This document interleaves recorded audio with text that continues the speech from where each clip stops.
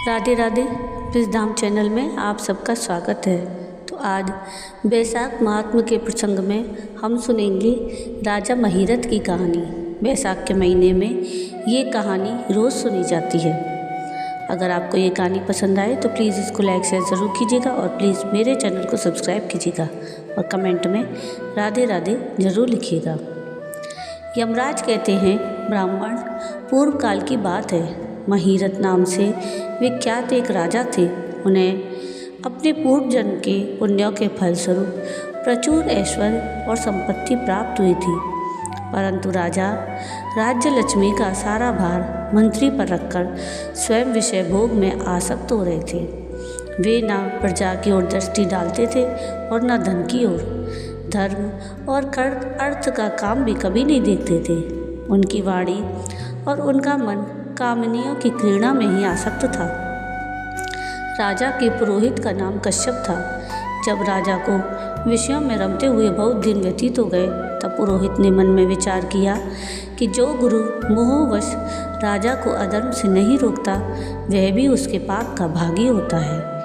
यदि समझाने पर भी राजा अपने पुरोहित के वचनों की अवहेलना करता है, तो पुरोहित निर्दोष हो जाता है। उस दशा में राजा ही सारे दोषों का भागी होता है। तो उनके गुरु कश्यप बोले, राजन, मैं तुम्हारा गुरु हूँ, अतः धर्म और अर्थ से युक्त मेरे वचनों को सुनो। राजा के लिए यही सबसे बड़ा धर्म है कि वह गुरु की आज्ञा में रहे। गुरु की आज्ञा का आंशिक पालन भी राजाओं की आयु, लक्ष्मी और सौख्य को बढ़ाने वाला है। तुमने दान के द्वारा कभी ब्राह्मणों को तृप्त नहीं किया, भगवान श्री विष्णु की आराधना नहीं की, कोई व्रत, तपस्या और तीर्थ भी नहीं किया। महाराज, कितने खेद की बात है कि तुमने काम के अधीन होकर कभी भगवान के नाम का स्मरण नहीं किया। अबलाओं की संगत में पढ़कर विद्वानों की संगति नहीं की। जिसका मन स्त्रियों ने हर लिया, उसे अपनी विद्या, तपस्या, त्याग, नीति और विवेकशील चित्त से क्या लाभ हुआ। एकमात्र धर्म ही सबसे महान और श्रेष्ठ है, जो मृत्यु के बाद भी साथ जाता है। शरीर के उपभोग में आने वाली अन्य जितनी वस्तुएं हैं, वे सब यहीं नष्ट हो जाती हैं। धर्म की सहायता से ही मनुष्य दुर्गति से पार होता है। राजेंद्र, क्या तुम नहीं जानते, मनुष्यों के जीवन का विलास जल की उत्ताल तरंगों के समान चंचल एवं अनित्य है। जिनके लिए विनय ही पगड़ी और मुकुट है, सत्य और धर्म ही कुंडल हैं और त्याग ही कंगन हैं, उन्हें जड़ आभूषणों की क्या आवश्यकता है। मनुष्य के निर्जीव शरीर को काट और ढेले के समान पृथ्वी पर फेंक उसके बंधु बांधव मुँह फेर कर चल देते हैं। केवल धर्म ही उसके पीछे पीछे जाता है। सब कुछ जा रहा है, आयु प्रतिदिन क्षीण हो रही है और यह जीवन भी लुप्त होता जा रहा है। ऐसी अवस्था में भी तुम उठकर भागते क्यों नहीं? स्त्री, पुत्र आदि, कुटुंब, शरीर और द्रव्य संग्रह, ये सब पराये हैं, अनित्य हैं, किंतु पुण्य और पाप अपने हैं। जब एक दिन सब कुछ छोड़कर तुम्हें व्यवस्था पूर्वक जाना ही है, तो तुम अनर्थ में फंसकर अपने धर्म का अनुष्ठान क्यों करते हो? मरने के बाद उस दुर्गम पथ पर अकेले कैसे जा सकोगे, जहाँ न ठहरने के लिए स्थान, न खाने योग्य अन्न, न पानी, न राह खर्च और न राह बताने वाला कोई गुरु है। यहाँ से प्रस्थान करने के बाद तुम्हारे पीछे कुछ भी नहीं जाएगा, केवल पाप और पुण्य जाते समय तुम्हारे पीछे पीछे जाएंगे। अतः तुम आलस्य छोड़कर वेदों और स्मृतियों में बताए हुए देश और कुल के अनुरूप हितकारक कर्म का अनुष्ठान करो। धर्ममूलक सदाचार का सेवन करो। अर्थ और काम भी यदि धर्म से रहित हों तो उनका परित्याग कर देना चाहिए।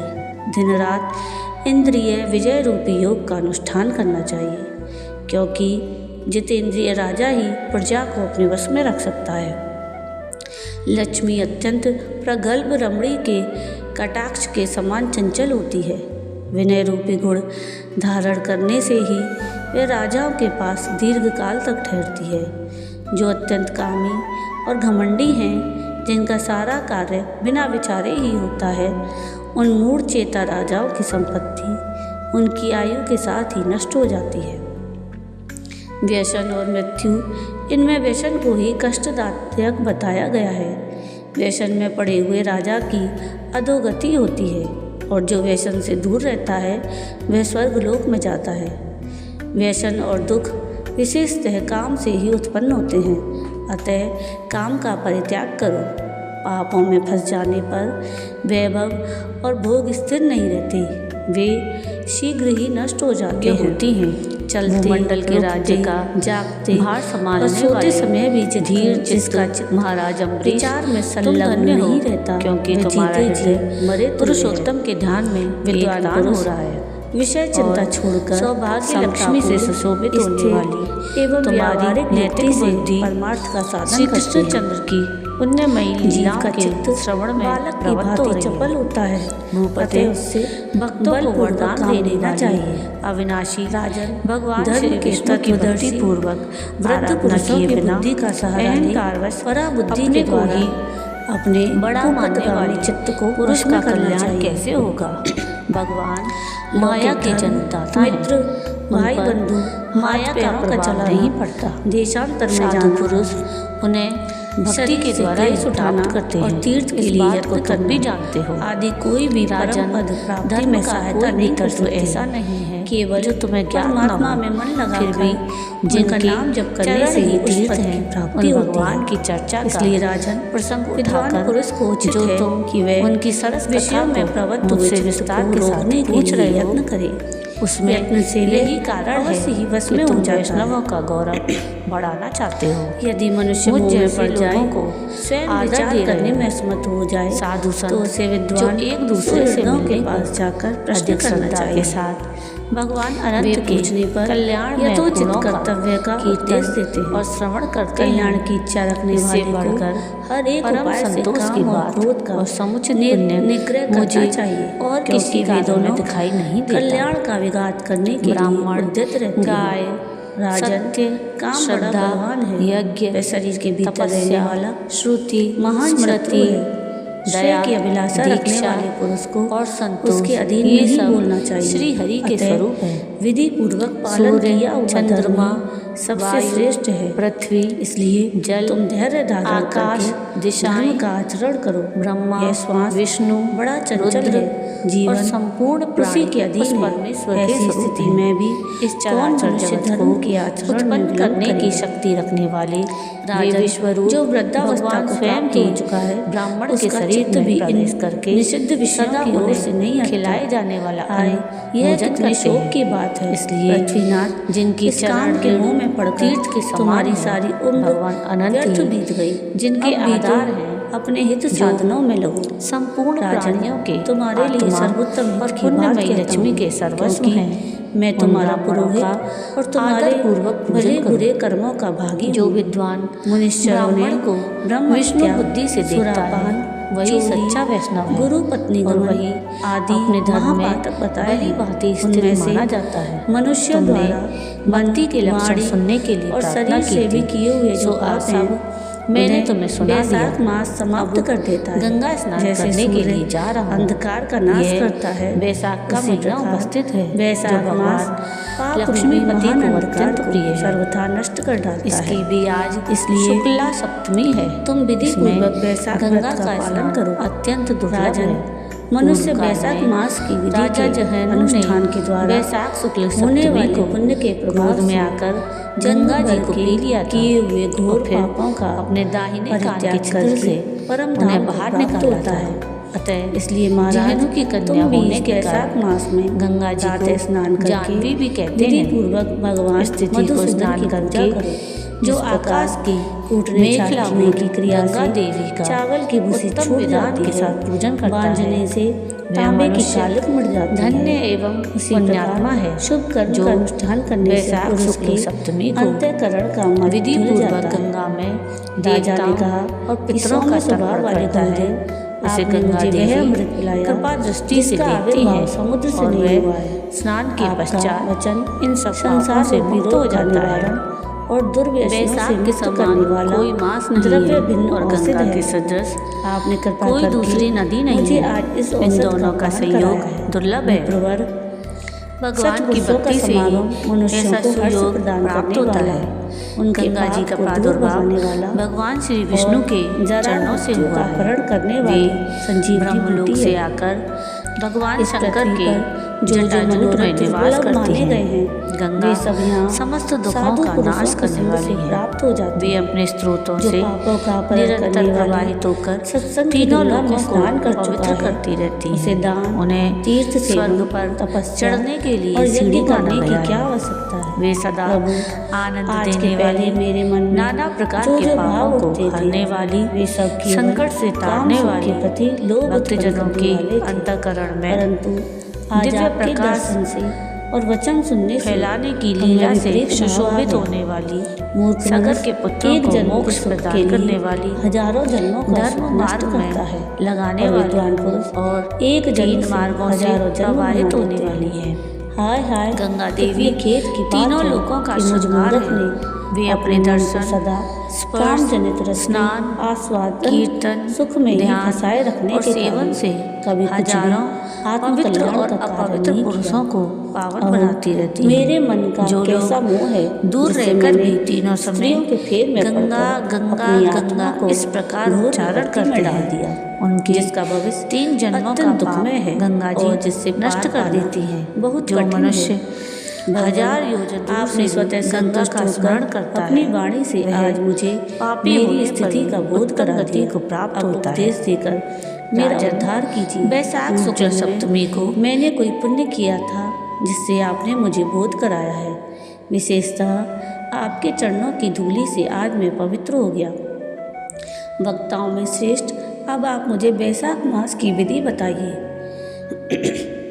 कश्यप जी बोले, राजन, बुद्धिमान पुरुष को चाहिए कि वह बिना पूछे अथवा अन्यायपूर्वक पूछने पर किसी को उपदेश न दे। लोक में जानते हुए भी जड़वत अनजान की भांति आचरण करे, परंतु विद्वानों, शिष्यों, पुत्रों और श्रद्धालु पुरुषों को उनके हित की बात कृपापूर्वक बिना पूछे भी बतानी चाहिए। राजन, इस समय तुम्हारा मन धर्म में स्थित हुआ है, अतः तुम्हें बैसाख स्नान के उत्तम व्रत का पालन कराऊंगा। तदंतर पुरोहित कश्यप ने राजा महीरथ से बैसाख मास में स्नान, दान और पूजन कराया। शास्त्र में बैसाख स्नान की जैसी विधि उन्होंने देखी थी उसका पूरा पूरा पालन कराया। राजा महीरथ ने भी गुरु की प्रेरणा से उस समय विधि पूर्वक सब नियमों का पालन किया और माधव मास का जो जो विधान उन्होंने बताया वह सब आदर पूर्वक सुना। उन नृपश्रेष्ठ ने प्रातःकाल स्नान करके भक्ति भाव के साथ पाद्य और अर्घ्य आदि देकर श्री हरि का पूजन किया और नैवेद्य भोग लगाया। यमराज कहते हैं, ब्राह्मण, तत्पश्चात राजा के ऊपर काल की दृष्टि पड़ी। अधिक मात्रा में रति का सेवन करने से उन्हें क्षय का रोग हो गया, जिससे उनका शरीर अत्यंत दुर्लभ हो गया। अंततोगत्वा उनकी मृत्यु हो गई। उस समय मेरे और भगवान विष्णु के दूत भी उन्हें लेने पहुँचे। विष्णु दूतों ने बोला, ये राजा धर्मात्मा है। यूँ कहकर मेरे सेवकों को डांटा और स्वयं राजा को विमान पर बिठाकर वे बैकुंठ लोक में ले गए। बैसाख मास में प्रातःकाल स्नान करने से राजा का पातक नष्ट हो चुका था। भगवान विष्णु के दूत अत्यंत चतुर होते हैं। वे भगवान की आज्ञा के अनुसार राजा महीरथ को नरक मार्ग के निकट से ले चले। जाते जाते राजा ने नरक में पकाए जाने के कारण घोर चित्कार करने वाले नारकीय जीवों का आर्तनाद सुना। कड़ा में डालकर उठाए जाने वाले पापियों का क्रंदन बड़ा भयंकर था। सुनकर राजा को बड़ा वह विस्मय हुआ। वे अत्यंत दुखी होकर दूतों से बोले, जीवों के कराने की यह भयंकर आवाज़ क्यों सुनाई दे रही है? इसमें क्या कारण है? आप लोग सब बातें बताने की कृपा करें। विष्णुदूत बोले, जिन प्राणियों ने धर्म की मर्यादा का परित्याग किया है जो पापाचारी हैं एवं पुण्यहीन हैं, वे तामिश्र आदि भयंकर नरकों में डाले गए हैं। पापी मनुष्य प्राण त्याग के पश्चात यमलोक के मार्ग में आकर भयानक दुख भोगते हैं। यमराज के भयंकर दूत उन्हें इधर उधर घसीटते हैं और वे अंधकार में गिर पड़ते हैं। उन्हें आग में जलाया जाता है, उनके शरीर में कांटे चुभोए जाते हैं, उनको आरी से चीरा जाता है और वे भूख प्यास से पीड़ित रहते हैं। पीप और रक्त की दुर्गंध के कारण उन्हें बार बार मूर्छा आ जाती है। कहीं वे खौलते हुए तेल में औटाए जाते हैं तो कहीं उन पर मूसलों की मार पड़ती है और कहीं तपाए हुए लोहे की शिलाओं पर डालकर उन्हें पकाया जाता है। कहीं वमन, कहीं पीप और कहीं रक्त उन्हें खाने को मिलता है। मुर्दों की दुर्गंध से भरे हुए करोड़ों नरक हैं, जहाँ शरपत्र वन हैं, शिलापात के स्थान हैं, जहाँ पापी शिलाओं पर पटके जाते हैं। वहाँ की समतल भूमि भी आग से तपी हुई होती है। इसके सिवा गर्म लोहे के, खौलते हुए तेल के, इदा के, तपे हुए स्तंभ के और कूट चामली नाम के भी नरक हैं। छुरे, कांटे, कील और उग्र ज्वाला के कारण क्षोभ और भय उत्पन्न करने वाले बहुत से नरक हैं। कहीं तपी हुई वैतरणी नदी है, कहीं पीप से भरे हुए अनेकों कुंड हैं। इन सब में पृथक पृथक पापियों को डाला जाता है। कुछ नरक ऐसे हैं जो जंगल के रूप में हैं। वहाँ के पत्ते तलवार की धार के समान तीखे हैं। इसी से उन्हें असीपत्र वन कहते हैं, जहाँ प्रवेश करते ही नर नारियों के शरीर कटने और छिलने लगते हैं। कितने ही नरक घोर अंधकार और आग की लपटों के कारण अत्यंत दारुण प्रतीत होते हैं। इनमें बार बार यातना भोगने के कारण पापी जीव नाना प्रकार के स्वरों में रोते और विलाप करते हैं। राजन, इस प्रकार ये शास्त्र विरुद्ध कर्म करने वाले पापी जीव कराते हुए नरक यातना का कष्ट भोग रहे हैं। उन्हीं का यह क्रंदन हो रहा है। सभी प्राणियों को अपने पूर्वकृत कर्मों का भोग भोगना पड़ता है। पराई स्त्रियों का संग प्रसन्नता के लिए किया जाता है, किंतु वास्तव में वह दुख देने वाला होता है। 2 घड़ी तक किया हुआ विषय सुख का आस्वादन अनेक कल्पों तक दुख देने वाला होता है। राजेंद्र, तुमने बैसाख मास में प्रातः स्नान किया है। उसकी विधि का पालन करने से तुम्हारा शरीर पावन बन गया है। उससे छूकर बहने वाली वायु का स्पर्श पाकर ये क्षण भर के लिए सुखी हो गए हैं। तुम्हारे तेज से इन्हें बड़ी तृप्ति मिल रही है। इसी से अब ये नरकवर्ती जीव कराना छोड़कर चुप हो गए हैं। पुण्यवानों का नाम भी यदि सुना या उच्चारण किया जाए तो वह सुख का साधक होता है, और उसे छूकर चलने वाली वायु भी शरीर में लगने पर बड़ा सुख देती है। यमराज कहते हैं, करुणा के सागर राजा महिरथ अद्भुत कर्म करने वाले भगवान श्री विष्णु के दूतों की उपयुक्त बात सुनकर द्रवित हो उठे। निश्चय ही साधु पुरुषों का हृदय मक्खन के समान होता है। जैसे नवनीत आग की आँच पाकर पिघल जाता है, उसी प्रकार साधु पुरुषों का हृदय भी दूसरों के संताप से संतप्त होकर द्रवित हो उठता है। उस समय राजा ने दूतों से कहा, इन्हें देखकर मुझे बड़ी व्यथा हो रही है। मैं इन व्यथित प्राणियों को छोड़कर जाना नहीं चाहता। मेरी समझ में सबसे बड़ा पापी वही है जो समर्थ होते हुए भी वेदनाग्रस्त जीवों का शोक दूर न कर सके। यदि मेरे शरीर को छूकर बहने वाली वायु के स्पर्श से ये जीव सुखी हुए हैं तो आप लोग मुझे उसी स्थान पर ले चलिए, क्योंकि जो चंदन वृक्ष की भांति दूसरों के ताप दूर करके उन्हें आह्लादित करते हैं और जो परोपकार के लिए स्वयं कष्ट उठाते हैं, वे ही पुण्यात्मा हैं। संसार में वे ही संत हैं जो दूसरों के दुखों का नाश करते हैं और पीड़ित जीवों की पीड़ा दूर करने के लिए जिन्होंने अपने प्राणों को तिनके के समान न्यौछावर कर दिया है। जो मनुष्य सदा दूसरों की भलाई के लिए उद्यत रहते हैं, उन्होंने ही इस पृथ्वी को धारण कर रखा है। जहाँ सदा अपने मन को ही सुख मिलता है, वह स्वर्ग भी नरक के समान है। अतः साधु पुरुष सदा दूसरों के सुख से ही सुखी होते हैं। यहाँ नरक में गिरना अच्छा, प्राणों से वियोग हो जाना भी अच्छा, किंतु पीड़ित जीवों की पीड़ा दूर किए बिना एक क्षण भी सुख भोगना अच्छा नहीं है।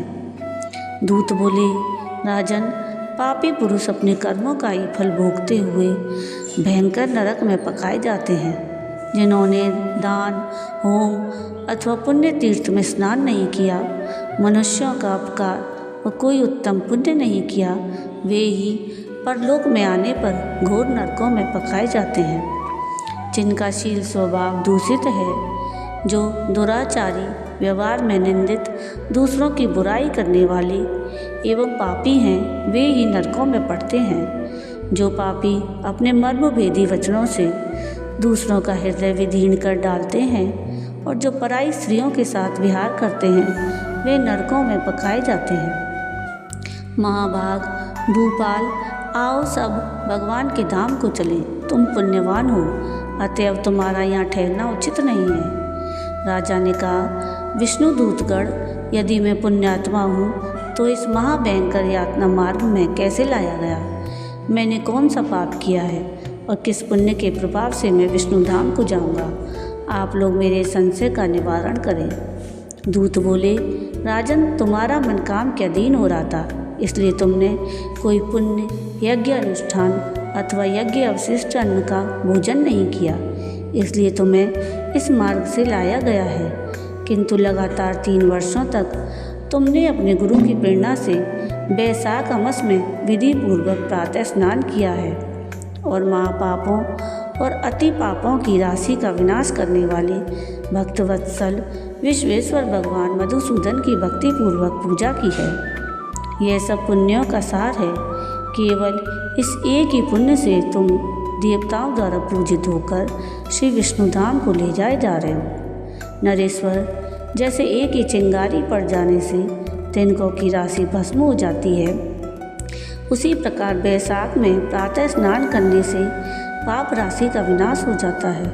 जो बैसाख में शास्त्रोक्त नियमों से युक्त होकर स्नान करता है, वह हरिभक्त पुरुष अति पापों के समूह से छुटकारा पाकर विष्णु पद को प्राप्त होता है।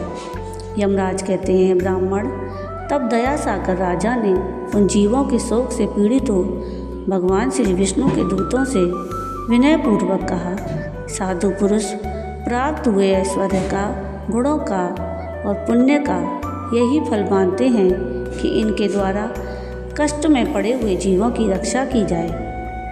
यदि मेरा कुछ पुण्य है तो उसी के प्रभाव से ये नरक में पड़े हुए जीव निष्पाप होकर स्वर्ग को चले जाए और मैं इनकी जगह नरक में निवास करूँगा।